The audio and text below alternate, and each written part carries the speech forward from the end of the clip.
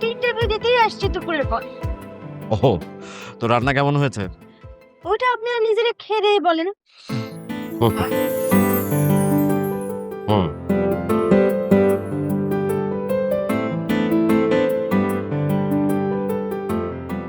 দিবে দিবে।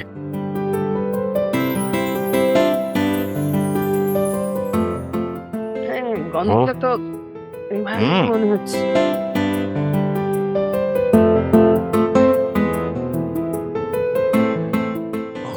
হুম হুম হুম।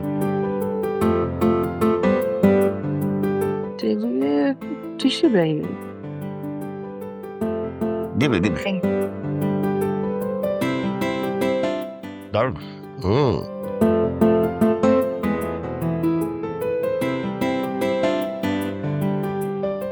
স্যার, এখন খেয়ে বলেন আমি ওকে না ব্যাট?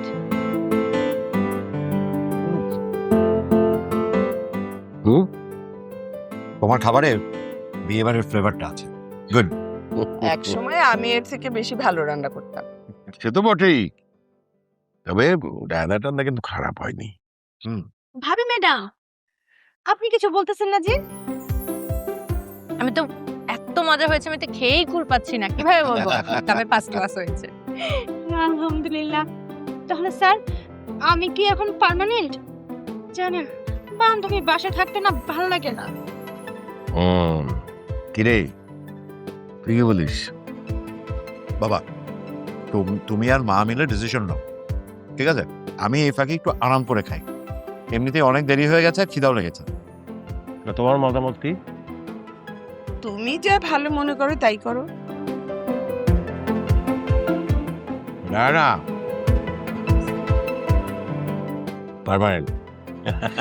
আলহামদুলিল্লাহ, থ্যাংক ইউ সো মাচ।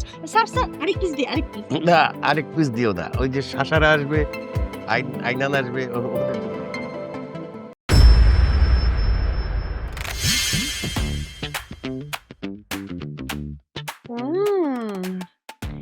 চাটা তো অনেক চামাইলা, কোথা থেকে আনলে? এই সামনের টঙের দোকান থেকে।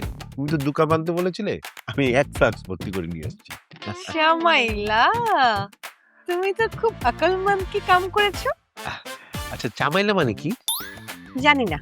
আচ্ছা, আমি তো জানতাম তুমি হিন্দি ভালো জানো। হ্যাঁ, আর কোন কোন ভাষা জানো?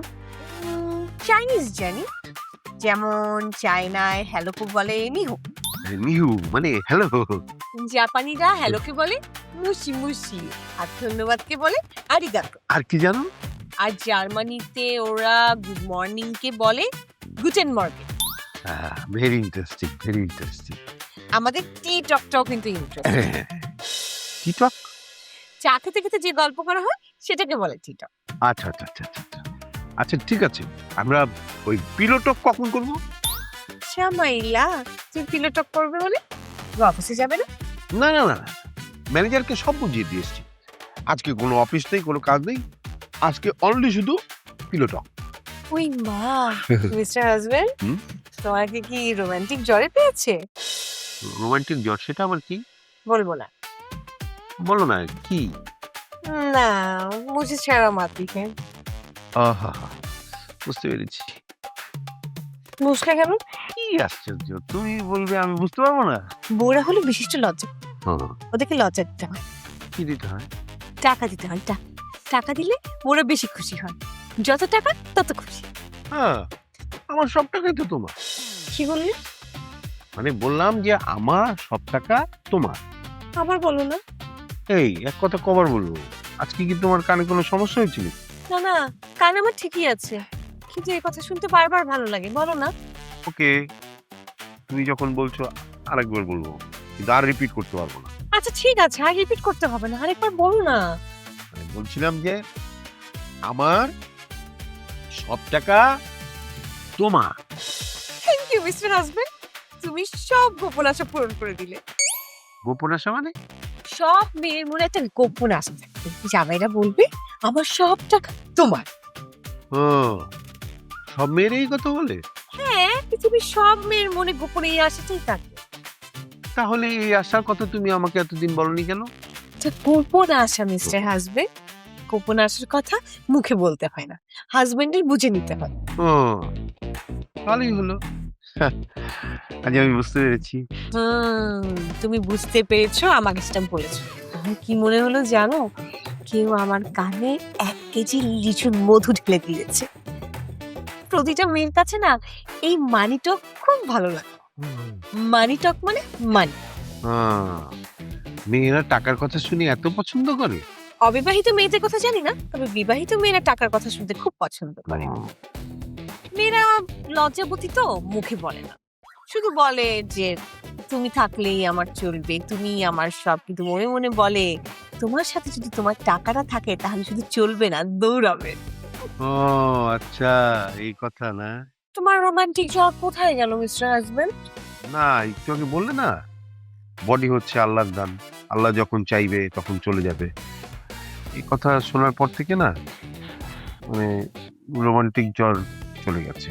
ভেরি গুড, কিন্তু কথা তো সত্য মিস্টার হাজবেন্ড। বডি চাই না তো ওই একটাই, 6 হাত মাটির নিচে।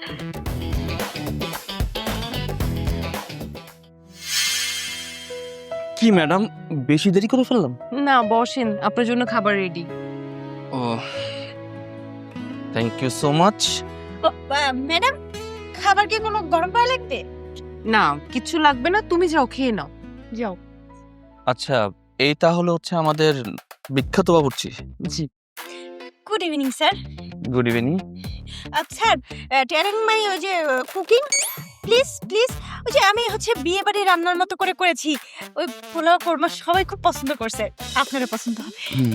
সবাই যেহেতু পছন্দ করেছে, আমারও পছন্দ হবে। তাহলে তুমি যাও, তুমিও গিয়ে ট্রাই করো।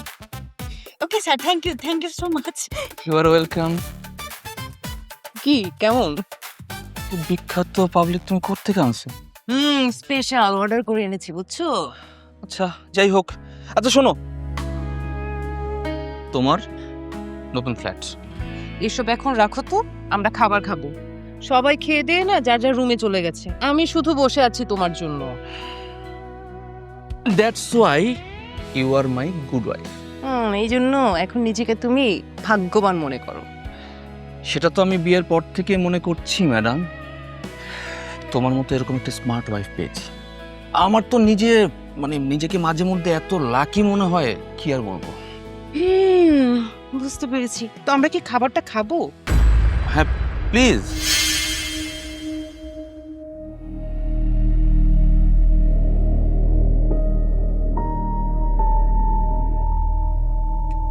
কোরমা। আর এটা হচ্ছে পোলাও। থ্যাংক ইউ আমাকে চিনিয়ে দেওয়ার জন্য।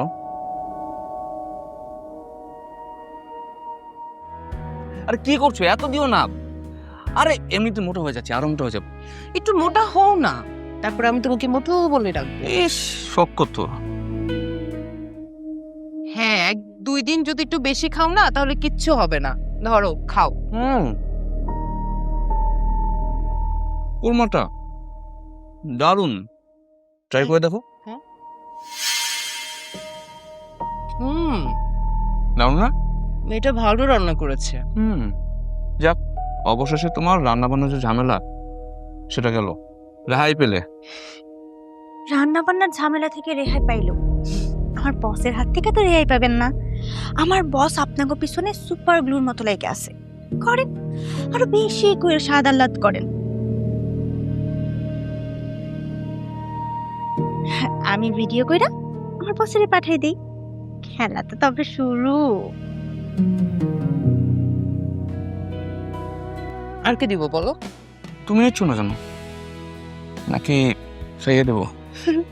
কেউ যদি খাইয়ে দিতে চায় তাহলে আর কি ভালোই হয়। তাহলে তো ভালো হয়, তো বুঝি, তাই না?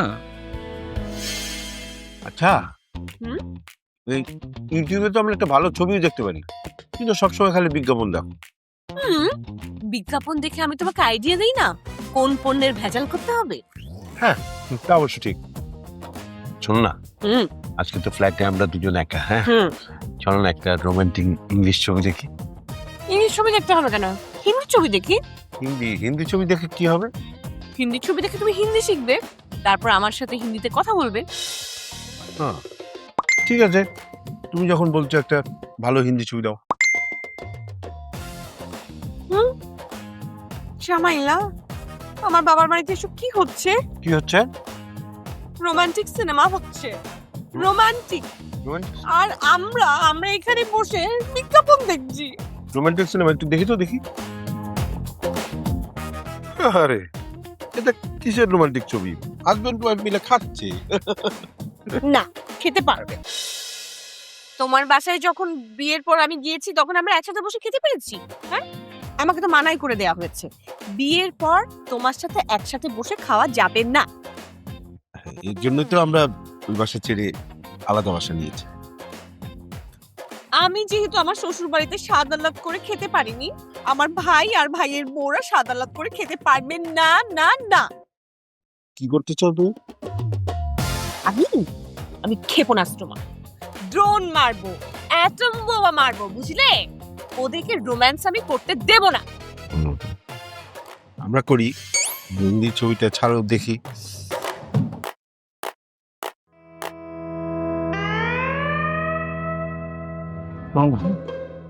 মানে বাবাকে নিয়ে আমার কোনো টেনশন নেই, কিন্তু আমি চিন্তা করছি মা কিভাবে রিয়েক্ট করবে। তুমি কোনো টেনশন করো না তো, চলো। দুইটা গুড নিউজ পারে বাবা মা এমনি খুশি হবে। চল চল। বাবা, আসবো? তোমরা এসো, বসো। কি রে, এত রাতে তোরা আসছিস, কি হয়েছে?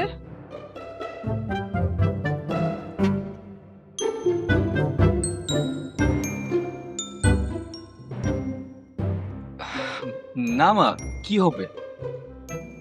মানে তোদের মুখটা এত শুকনা শুকনা লাগছে কেন? কি হয়েছে ঠিক করে বলতো। আহা, ওরা কি আমাদের রুমে আসতে পারে না? তুমি দেখি একেবারে বিচার করা শুরু করে দিলে।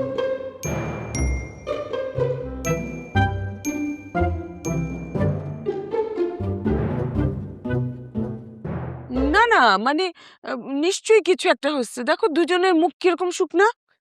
মা বাবা, টেনশন করার মতো কিছু হয়নি, একটা গুড নিউজ আছে। দেখেছো, গুড নিউজ আছে? গুড নিউজ থাকলে তো খুশি খুশি থাকার কথা। তোদের মুখ এত শুকনো, আর হাতে করে তো মিষ্টি নিয়ে আসার কথা।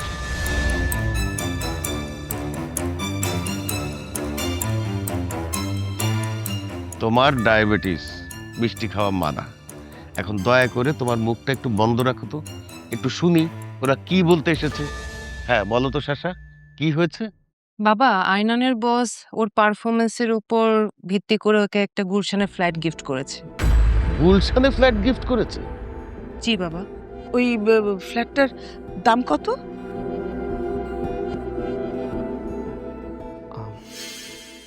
5 কোটি টাকা।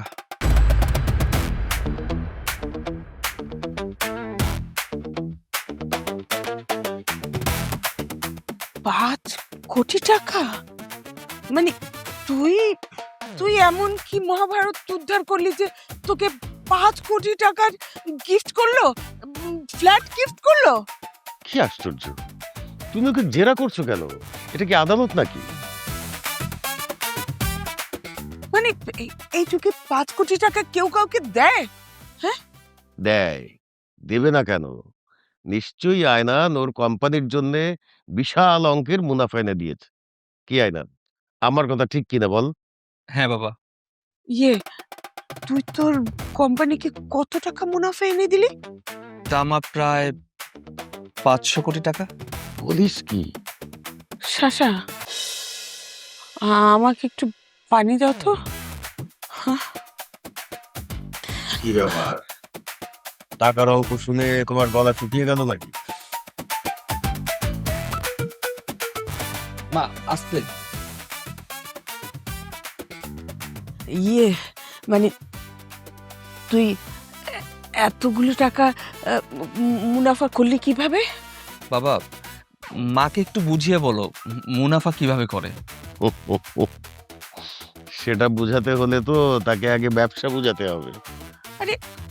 আমি না হলে ব্যবসা বুঝি না, কিন্তু তুই এতগুলো টাকা অন্য কোম্পানিকে এনে দিলি, হ্যাঁ, মুনাফা এনে দিলি।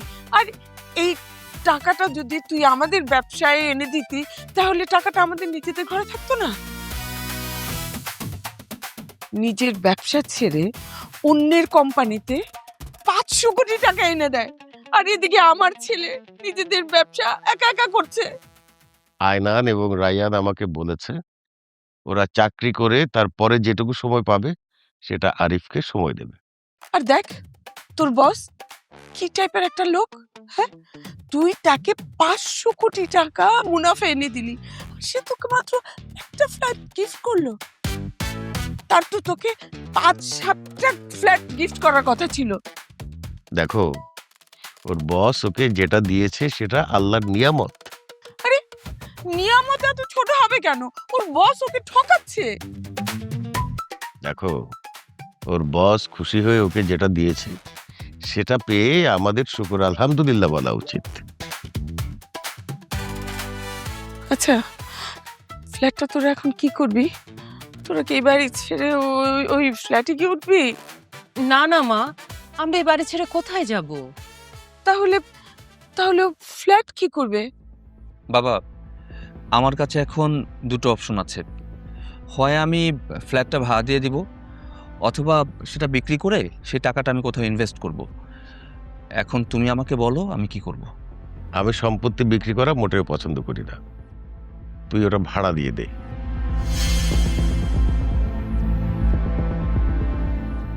এখন থেকে তুই আর রায়ান মিলে একটু আরিফকে সময় দে।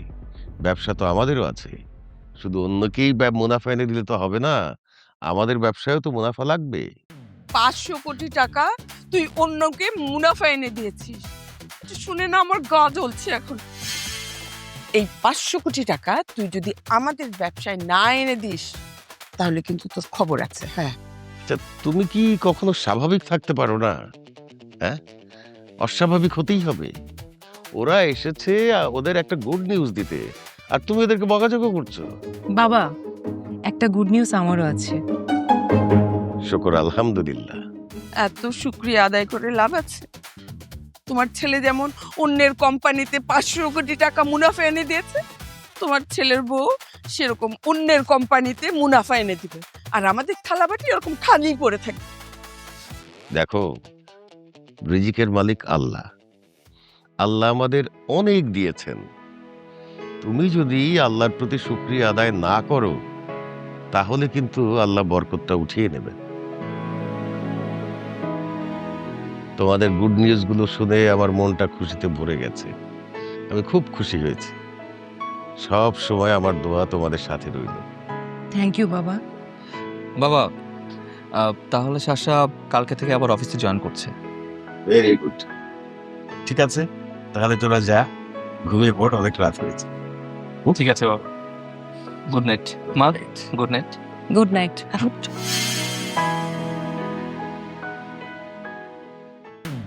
তুমি আবার কোথায় যাচ্ছ? ঘুমের ওষুধ খেতে। তোমাকে ঘুমের ওষুধ খেতে হবে? কেন আমি ঘুমাবো না?